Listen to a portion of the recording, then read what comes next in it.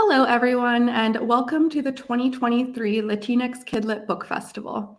Please read our anti-harassment policy in the chat box, and don't forget to subscribe to the Latinx Kidlit Book Festival's YouTube channel. And if you are a school, classroom, librarian, or educator joining us, our School Visit Fund is back. You can enter to win a free virtual visit from a Latinx author or illustrator for your classroom or library. You can find the link to the entry form in the chat. I'm Francesca Flores, and I'm the author of 3 YA fantasy books. My most recent book is The Witch and the Vampire. It's a queer paranormal retelling of Rapunzel. I also wrote Diamond City and Shadow City, a duology with an assassin main character. My first ever story, which I wrote when I was about 8 years old, was about characters in outer space who were fighting evil with their magic powers, and they all wore cool outfits, kind of inspired by Sailor Moon. And ever since I was a little kid, I've always loved writing stories about fantastical worlds and creating these strange settings and making them feel like characters of their own and coming to life on the page. And even though all these worlds are different, they all contain pieces of me and my experiences. I'm RM Romero. I'm the author of several YA and middle grade fairy tales, the most recently of which is A Warning About Swans. I'm also the author of The Ghost of Rose Hill, The Dollmaker of Krakow, and the forthcoming Death's Country and Tale of the Flying Forest. A Warning About Swans is a queer Swan Lake retelling about a swan maiden named Hildy, whose gift, which is to usher souls into the afterlife, becomes a great burden to her. So what happens is that she goes to the human world where she meets a greedy baron, a non-binary Jewish artist who can paint the truth of souls, and a king. But when her swan cloak is missing and she loses her magic, she must find a way to save herself. And when I was a kid, I loved writing stories. As far back as I can remember, I told fantastical stories, usually about girls who discovered magical powers and then had to go on magical quests to various different locations around the world. I was always really interested in history and in exploring different cultures. So that was a way that I got to do that, was through storytelling. And now on the next slide, I believe slide 5, we have our essential question. So how do writers, go ahead. Our essential question today is how writers use world building to deepen characterization. So what are the different ways that we can create a world that will highlight aspects of our characters? Yes. And remember to have a paper and a pen handy during the presentation or anything that you can write with. So My book is about two girls, Ava and Kay, who used to be best friends until Ava was turned into a vampire and locked in a tower by her mother to steal her powers. Kay is a fire witch, and her job is to kill vampires. So when Ava escapes the tower, Kay is sent after her into a cursed forest. And once they're trapped inside the forest, they can only trust each other to survive, and their old friendship and their old feelings for each other start to come back.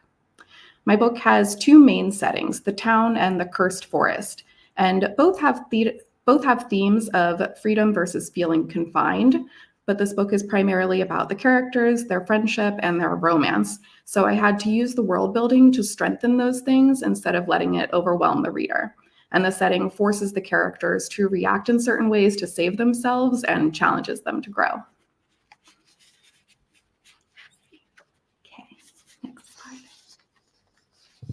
So in A Warning About Swans, my main character, Hildy, moves between the magical forest that she grew up in and the human world, specifically Munich, Germany, and the castles that the real King Ludwig II built in the 19th century. And both of these settings define her. And the way that she interacts with these settings helps her grow as a character. They really inform the interactions she has with other characters and also the way that she uses her magic. So she's constantly redefining herself in the context of these very different settings. Okay. And on the next slide, we're going to define some key vocabulary that you're going to hear throughout the presentation. The first one is world building. World building is the process of creating a believable and interesting setting for your story. Your story can take place in a secondary world, which is an imagined world, or it can take place in the real world that we live in. And world building can be, next slide. World building, the world that you create should feel lived in. The reader could imagine it using their senses, sight, smell, taste, touch, sound. The world will have its own history, language, and culture, and the world is unique. And the next term that we're doing is info dumping. Info dumping is when the reader is told information about the world instead of shown. It's typically a lot of extra information given that sort of overwhelms the reader and tells them things they don't really need to know. And you can instead show what a world is like through characters interacting with the setting and by giving details through the five senses. And the next term is magic systems. A magic system is the rules, abilities, and the limitations of magic in the world you're creating. And there are some questions you can ask while creating a magic system. One is, who can do magic in this world? What does the magic look like in this world? What does it feel like to use it or to be affected by it? How do characters perform magic? Do they have magic wands, or does it just come out of their hands? How do they do it? Where does magic come from? Is there a cost, whether that's a physical or mental cost associated with doing magic? And is magic respected? Is it feared, or maybe both throughout society? So this is an excerpt from A Warning About Swans that I hope can demonstrate the different ways that world building can inform characterization. The click of my heels on the marble and the bellowing conversations of dukes and duchesses are all too loud. I want to cup my hands around my ears and retreat into the silence offered by the night. Instead, I breathe out slowly and look up, seeking the comforts of the sky. I am met with only the ceiling. Yet there are women with rose gold wings painted on it, none of them quite human. Their smiles are not dark forest grim like mine. These women are pink and new, mothers and makers, always beginning, never ending. Eternity sticks to them like a thorn. I point and ask Richter, who are they? Saints, angels, legends, he replies. Most of us pray to them, begging for favors. But you and I both know you don't get real magic by getting down on your knees. I think of Odin, not holy, just mythic, pinned his yew tree above the forest floor. No, I murmur, you don't. I love that so much. All the images and everything are just so evocative and beautiful. I love it. So taking us back to our original question of how do writers use world building to deepen characterization, I want to ask you, RM, how your example shows that. So this scene really demonstrates that Hildy is not entirely comfortable in her new world. She thinks that it's very loud and confusing. She looks for the comforts of the things that she remembers and loves the most, that she dealt with in her own home, like the sky, and instead she's met with something completely different. It also talks about how magic works in this universe. It's not something that you can get from gods or angels. It's an innate quality, something you create yourself. And I love how you showed the world through the character's reaction to it. You showed her discomfort with how chaotic everything is around her, and you used that to guide the reader through the scene and take the reader to different points of world building. I think that was really well done.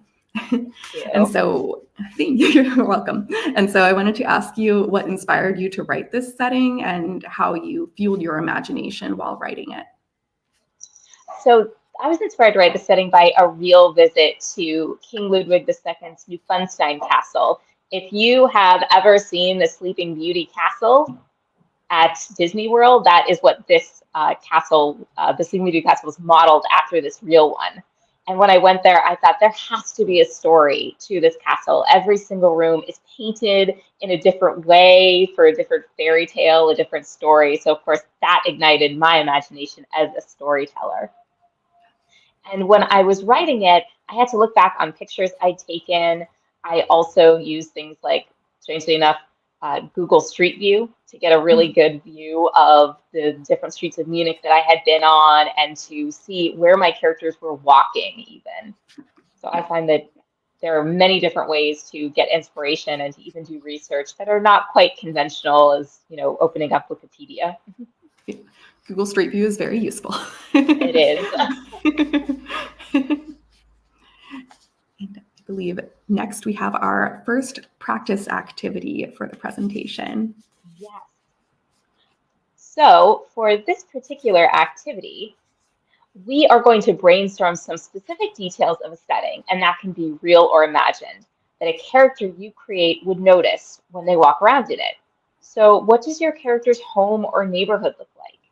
What kinds of foods would your character be eating if they were about to go out to a restaurant or if they were on their way to school and eating something? What does your character's environment smell like? And does your character like this setting? Because we often move through places that we're either really emotionally attached to or that we are absolutely dreading. And that can tell you a lot about both the character and the world. How do they feel about this place that they're moving through? So this is a time when teachers can hit pause just to give your students a little bit of time to work on this.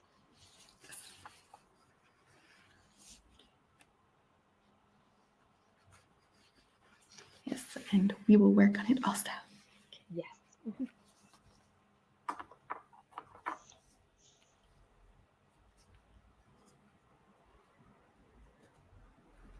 I believe we have 3 minutes for this exercise, so we're going to get started on this also.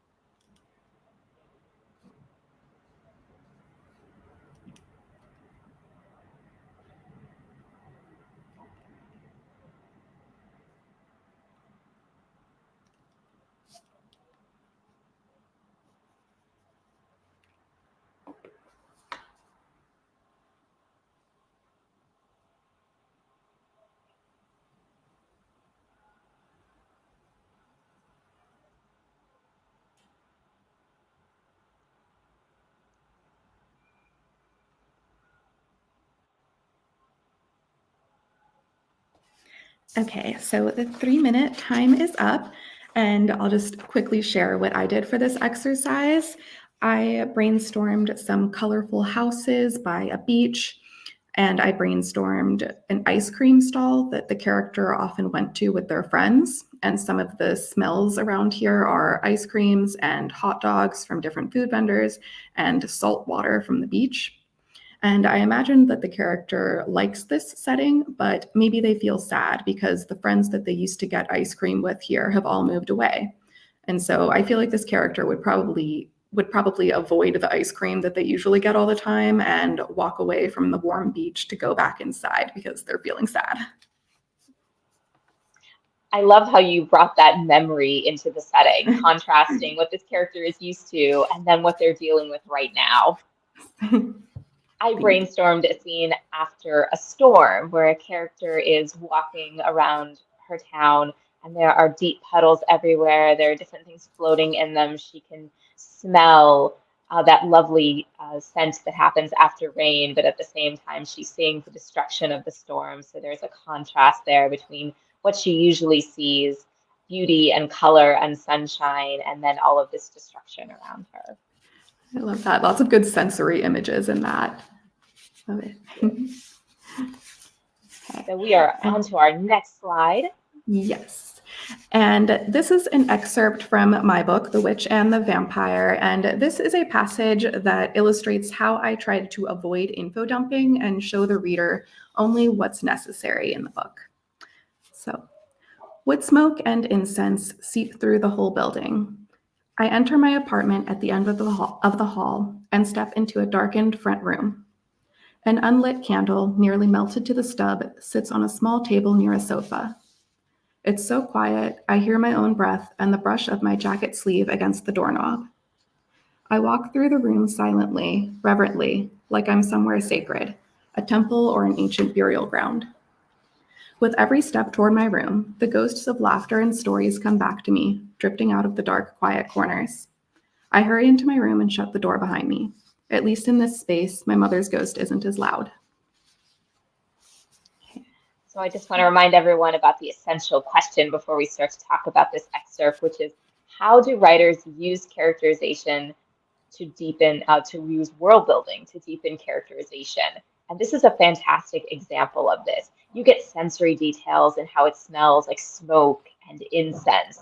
You also get the character's feelings, where she's obviously very nervous to be there. She's in this silent, abandoned place, and she feels the presence of a character who isn't even there in the form of her mother. So, Francesca, how do you feel that you use these techniques to creating your magic system in this particular excerpt? Yes. Well, in this excerpt, I wanted to show the reader what's important and what affects the character. So my character's emotions affect how she sees the room and what she focuses on as she moves through it. Everything she sees is influenced by her own emotions. She sees everything in a negative light because all the common areas of the house remind her of her mother, who died a year before the story begins. And you can see that the space is empty and uncared for. No lights are turned on, and there's a candle stub that needs to be thrown away. But my character just wants to quickly get away from this space and to her own room. So the way that I tried to apply this same technique to creating a magic system is that I only show the reader what's important and what affects the character, because there are often so many interesting things that we want to show about our magic systems, but showing every small detail can overwhelm the reader, and it doesn't always tell us anything about the character or their life or how they move through this world with this magic system. And so your magic system can be very detailed and complex, but what does the reader really need to know to understand how the magic system impacts the life of the character and how they move through this world? So next very we're on. excellent. Thank you. About magic systems, and sometimes we get so involved in inventing really cool things about our world, whether that be setting or magic system or geography, that we get very caught up in it and we maybe include a little bit too much in our work. It's really important to know all these background details, but it's really vital to sort through what the reader really needs to know and what we just think is fantastic and cool and could talk about later on. Yeah, and that sounds kind of a little bit sad when you're a writer because you want to include every cool thing and you feel sad if you can't include all of it, and you worry that your world might feel empty maybe, or that it's not as detailed as it could be. But what I've found through writing and revising so much is that all the little details in the back of your mind, they come through the story even if it's not written out on the page. It all comes through and helps the world feel more full. So it's very true. No writing or brainstorming is ever wasted. Eventually, you will find a place where you can insert something that you've created. yeah, even if it's just how something influences a character, instead of writing, this is what this magic system is, this is what this magic is, it will all come back some way and it will all shape your story, even if it's not right there on the page. Exactly. So next up, we have our second practice activity. And so this practice activity on the next slide is to brainstorm some world building elements that your character would need to know if they step off of a spaceship onto an alien planet to start a brand new life there. Their planet can no longer be inhabited, and they and other humans are going to a brand new world. And so for this exercise, we're going to brainstorm things that your character will need to know on this new planet. So some things that can be are, where will the character live? What food will they eat? Can they communicate with the beings on this planet? How do they feel about being there? Can they breathe? Do they need oxygen? So all of these things we're going to brainstorm in the next 3 minutes. And remember, teachers, you can hit pause during the activity to give students more time to work. And now we will start a 3-minute timer and work on our second exercise. Good luck, everyone.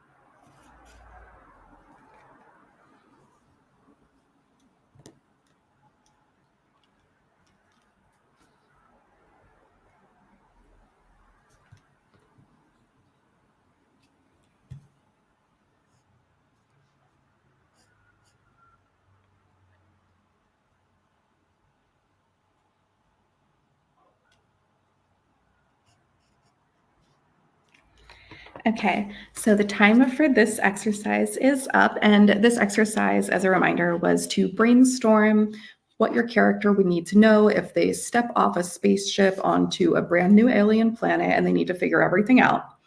And so some things that I brainstormed as details that the character would figure out on this new planet are that they need special equipment to breathe. They can't breathe the air on this planet. And there are aliens here, but it's hard to communicate with them. We don't speak the same language. And no one is really happy about the situation, but the aliens know that the humans have nowhere else to go. So it's not a hostile situation. It's just kind of awkward. And we can eat the food here, but we might get sick at first until our bodies get used to it. And it probably tastes a little weird because it's definitely not human food. And there's very little sunlight. So humans need to take extra vitamins. We live in a shared dorm with the other humans here, and we're scared, but we want to try to make the best of a difficult situation. I like that a lot. You get a lot about, just the emotional reaction from how different something is from what the characters are used to typically. I sort of went the opposite direction of, okay, what if it was an alien who wound up on our planet? Ooh, interesting. I imagine an alien who shifts colors to communicate, and suddenly they can't communicate with anyone around them because we use a different language and a different method of speaking entirely.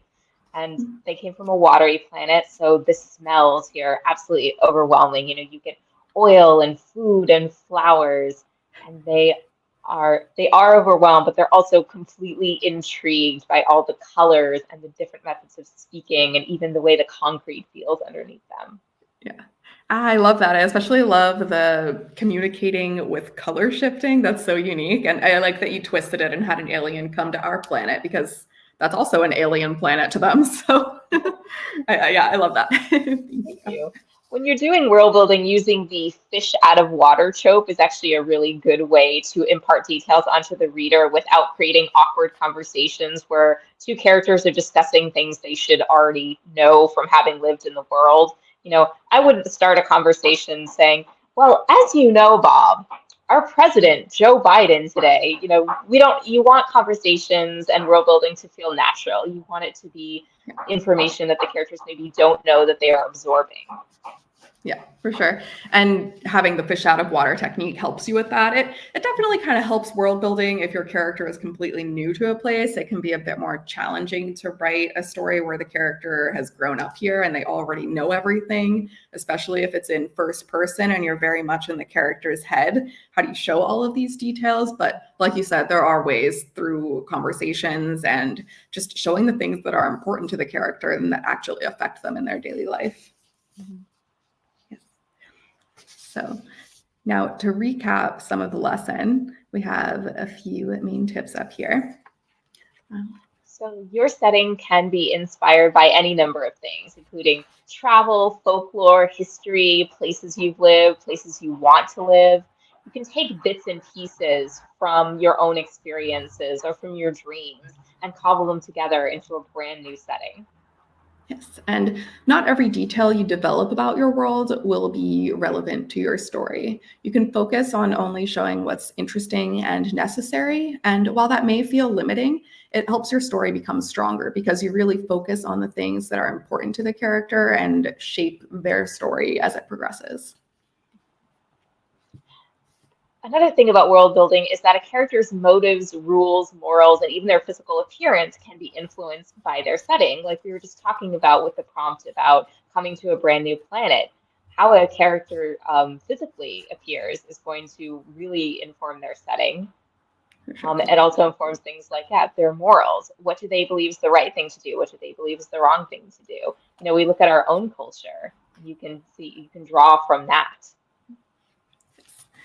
And so for the final activity, and you can do this after the presentation or on your own time, because this is a bit of a longer activity where you're writing out a full description, or you can make it into a story if you like. So the prompt is that you're going to write a description of a character who's walking outside. It can be from their house, from school, from anywhere. They're walking outside to go meet someone.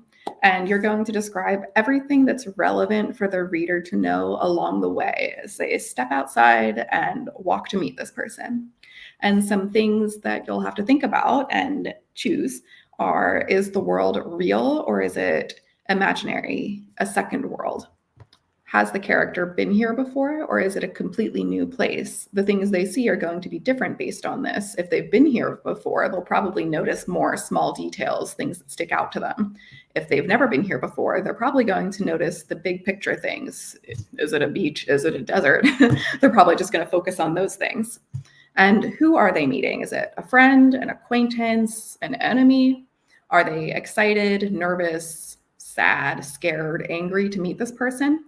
Everything they see along the way will be influenced by their emotions. If they're angry and ready to fight an enemy, they're probably not going to be thinking about the rainbow and pretty flowers on the ground. So all of these things about your character's emotions will influence how they process the world around them, and that can influence what you choose to show in your writing. So that's the final exercise today, and you can choose all these things to describe your character walking outside to meet someone. And now, just to recap on the next slide, just to wrap things up, remember when you're writing to focus on how everything in the world and the plot can connect back to the character and their journey. This is how you create a story that really has a lot of heart and that readers can feel immersed in. Writing takes a lot of work, but you can really create something magical with it. It's very true. If you create a setting that is completely immersive, your reader won't want to leave, meaning they won't want to put down your book. Yes. And I believe, yes. Oh, do we have any questions from the audience about yes. world building or our own work? Yes, I believe we do have some questions. The first one here from Erica is, what's your favorite part about world building? Do you want to go first? I think my favorite part about world building is figuring out all the really interesting small details that can make it a world slightly different from our own. I typically do write settings that take place in the real world, but there's always a hint of magic to them. When I go into a new place, I'm always wondering, what is the folklore of this place? What secrets could be lurking just under the surface that maybe my character could encounter? They think they're going on an ordinary vacation and suddenly they run into something from a myth. So exploring that, I think, is my favorite part. For me, I do love the big picture things, thinking, what's the magic look like? What's the main setting? Of course, I love brainstorming that because I usually write secondary world fantasies. So I'm always creating a whole new world. And I love that. But I think my favorite part is actually creating the small details, because when you live in a place, when you're used to a place, you don't really notice the big picture things. I think of it as tourist versus living there. As a tourist, you see the big landmarks, you see the main things. You're not going to notice, the spilled cherries on the sidewalk or the broken down motorcycle on the side of the street over there that wasn't there yesterday. You're not going to notice all these little tiny details, but if you live there, you will. And so I love showing how my characters interact with their world by showing the tiny things that they notice, because I think that really tells a lot about a person. What little things do you notice throughout your day? It does, and that's actually a good way of avoiding info dumping if you're working with a character who is very familiar with their setting. Just the tiny things that are different that they would notice, because most stories start out with a character, they are living their ordinary life, and then something happens. So there may be a trail of breadcrumbs that leads them to that big first inciting incident, tiny things that, oh, I didn't notice that person. I have a new neighbor, or that's an interesting car across the street, never seen that before, or the animals are acting very strange today. What's up with that? Yeah, that's a good point. You can definitely show that interesting things are about to happen by what your character notices in the world. Okay, and what's the next question we have? Okay, do you use outlines to write your magical stories, or do you pants from beginning to end? How about you? Well, I outline. Sure. I outline. So my process changes for every book. So I can't really say this is what my process is, because every book I try to develop it a little bit more and make it work better for me. But with my most recent book, The Witch and the Vampire, I wanted to brainstorm a lot of conversations first because I knew that the central relationship between the two main characters was really important. So I just started thinking of conversations between them and ways that they describe each other, how they see each other. And I wanted that to really be the backbone of the story, is their relationship. So I actually wrote all of these snippets of conversation with them, maybe 10,000 words of just little random interactions between these characters, just to really get their connections solid before I started writing anything. It was the first time I did that when writing a book, and I really loved it.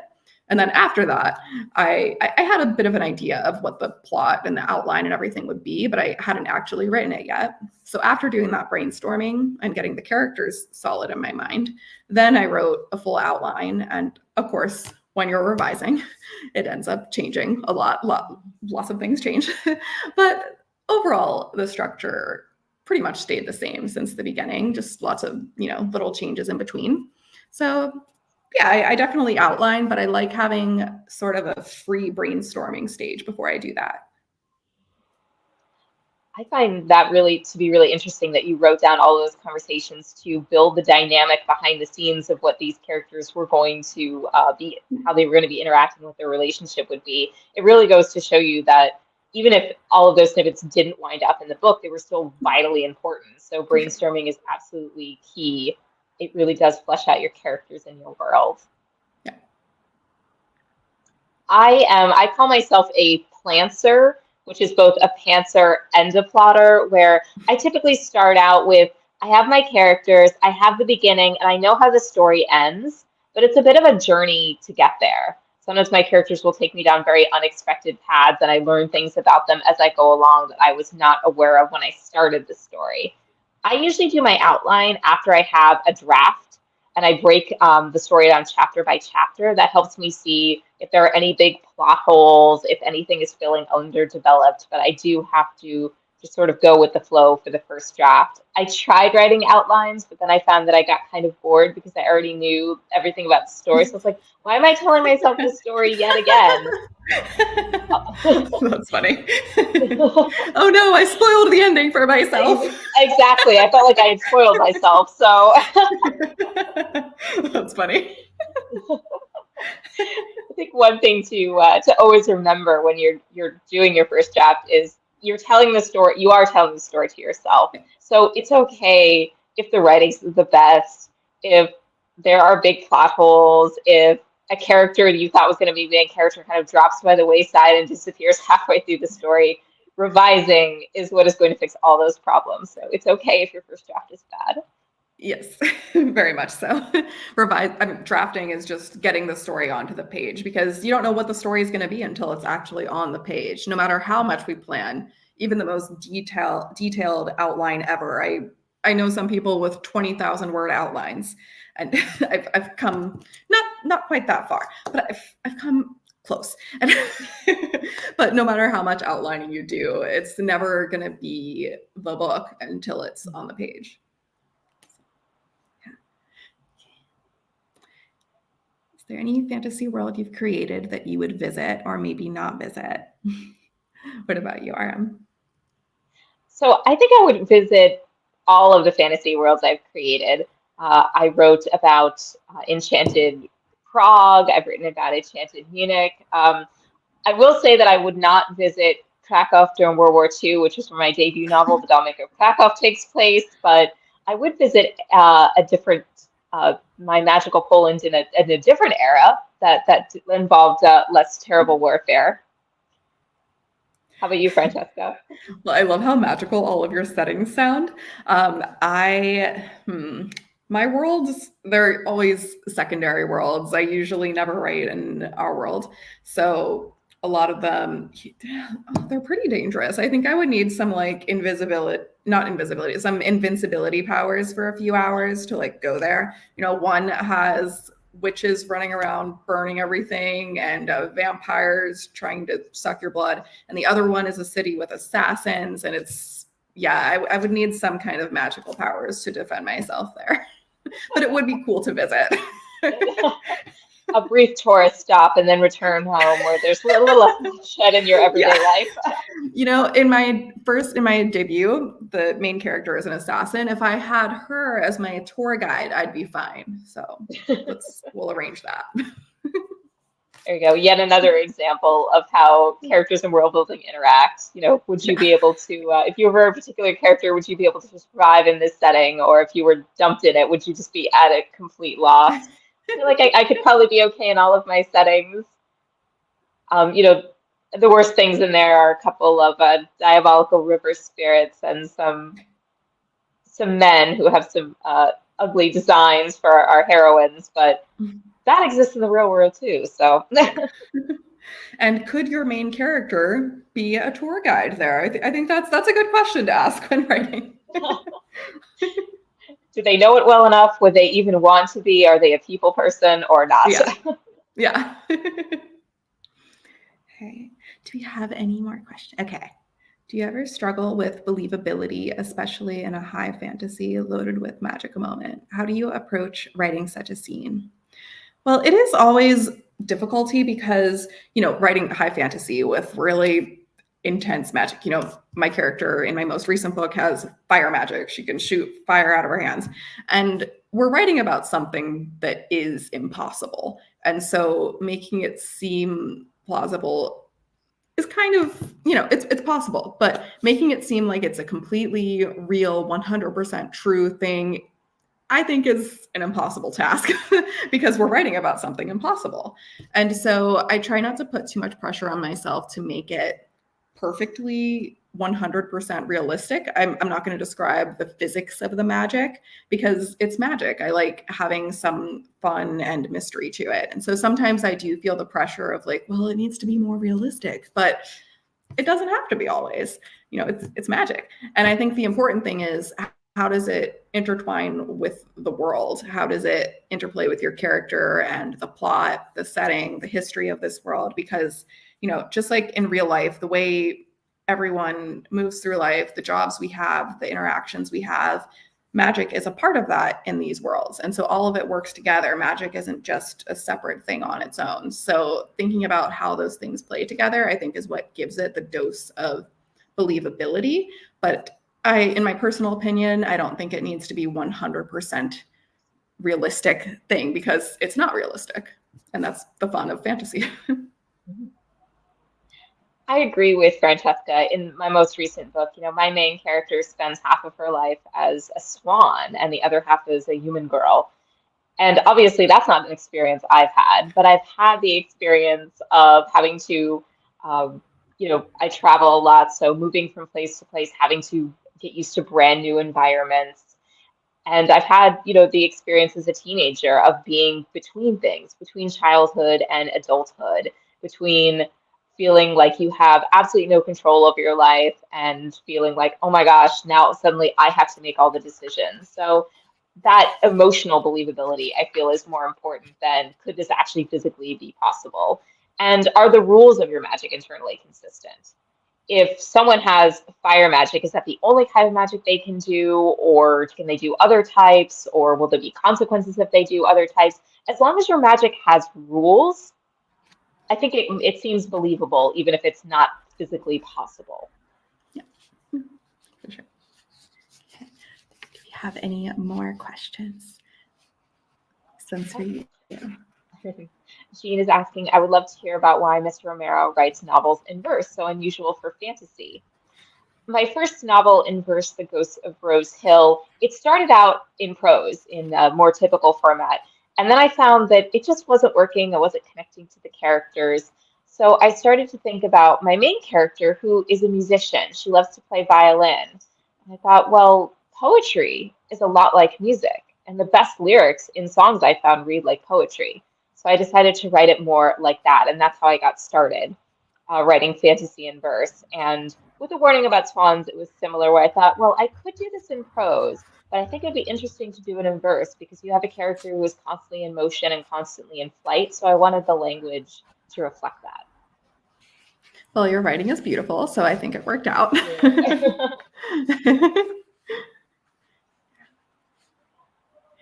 What's the longest it has taken you to world build? Does it take years or do you plan pretty quickly? This is something I feel like it does, it changes in every book. With my most recent book, the magic is pretty much all elemental. It's like physical things you can see, but the magic in the book before that was a lot more complicated.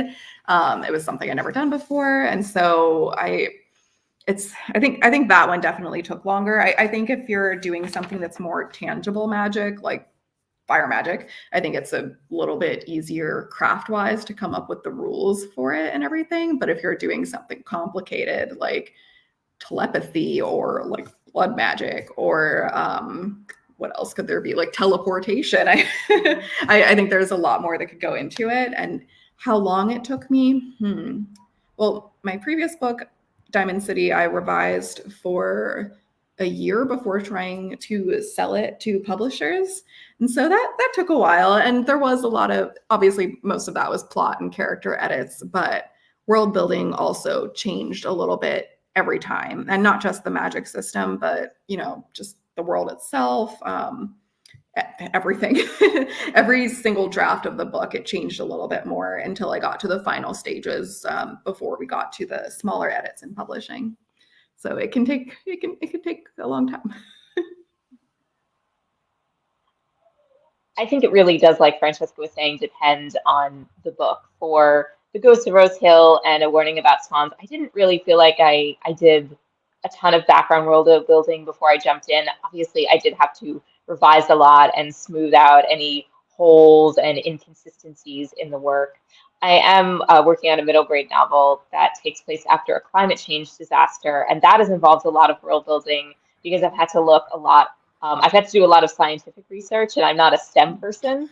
So I think, if you're building a really elaborate world, whether that is secondary or whether it's grounded in our world, that can definitely lengthen the process because you start realizing that everything is interconnected and you do want it to feel realistic, even if the book itself, the things that are happening are impossible. For example, in this world, people are starting to turn into monsters after the climate change disaster, which is obviously not realistic. But I also had to know things like, all right, if the sea levels rose this high, how much of the world would be gone? What would the weather be like if the Gulf Stream collapsed? So project to project, it varies a lot.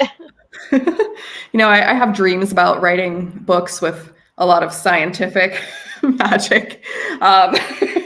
Hasn't worked out quite yet, but I'll keep those dreams alive. Yes. It's very complicated to combine the two. Yeah. It is. Yeah. Any go-to resources that helped you world build on your latest books? Well, you mentioned Google Street View earlier. Are there any other resources you use for every book or the most recent one? Pulling up maps in general is really helpful because you get to see the layout. Even looking at photos on Instagram of different places, I think that, or Pinterest, can be really inspirational. It can give you the texture of a place, what the lighting looks like, things that are really, they're not vital details, but they bring you into the story a bit more. Yes, I have a Pinterest board for every project I write now. I also usually make a playlist now, and I'm usually not even someone who listens to music while I write, but when I'm just starting to write something, I really want to get into the mood of the book so that I can, feel like I'm there and write it in the right tone and everything. So I'll usually have the Pinterest board open and my playlist going. And some resources, let me think. For this book, well, I had to draw a map because my characters are sort of traveling through a forest and there's like mountains on one side, there is a lake and then an ocean on another side. And so I had to draw a little map to sort of figure out how they were moving. And I have a timeline set also. So I needed to figure out how long it took them to get to certain places. I also needed to know the moon phases. I mean, I kind of knew the moon phases before that, but they had to get somewhere by the next full moon. So I had to describe the moon changing in the sky. But some other things I do to help world building just in general is that sometimes I'll just open a random document and I'll just write a long description of the world. Like it's not going to go in the book. It's just for me to know.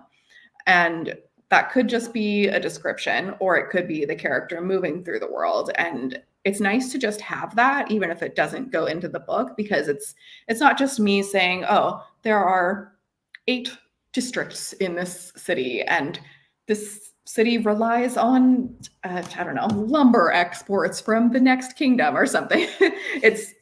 It's nicer for me to write it in a creative way than just having a list like that, because then I can get out some of the creativity that I want to get out, even if it's not going to go in the book. So I like doing that.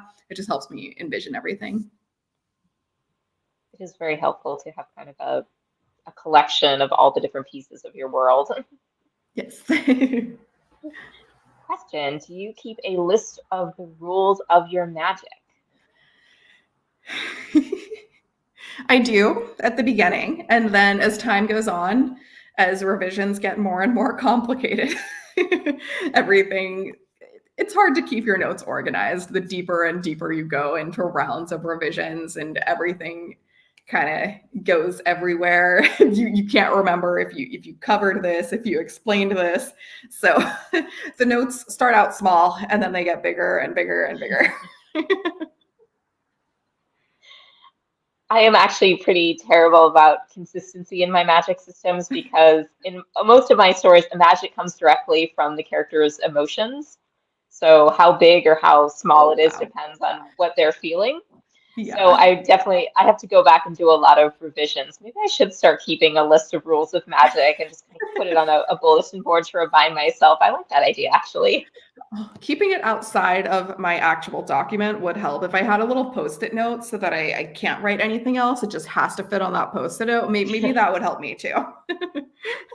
Narrowing the scope so the scope can be good. Yeah. Like we've been saying, sometimes we really want to create these enormous, expansive worlds and get everything down on the page. But if you're just focusing on one character, what is their particular lens?